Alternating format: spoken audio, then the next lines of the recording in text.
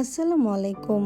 কেকটি ছিল অনেক দিন আগে ডেলিভারি করা একটা কেক। সময় স্বল্পতার কারণে ভিডিওটা আপলোড করা হয়নি। 1 পাউন্ডের এই কেকটি অর্ডার করেছিল আমার একজন রিপিট ক্লায়েন্ট। ডিজাইনটা ছিল কাস্টমারের পছন্দের। কিছুদিন আগে এই ডিজাইনটা অনেক ট্রেন্ডিং এ ছিল, তো আমিও করে ফেললাম। এই কেকের ডেকোরেশনটা শেষ করার পর কেকটা দেখতে এত সুন্দর দেখাচ্ছিল, মাশাআল্লাহ।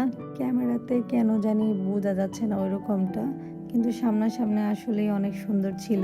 আর এই কেকের মেইন সৌন্দর্যই ছিল গোলাপ। এখন আমি একটা রোজ নজল দিয়ে কয়েকটা গোলাপ বানাবো।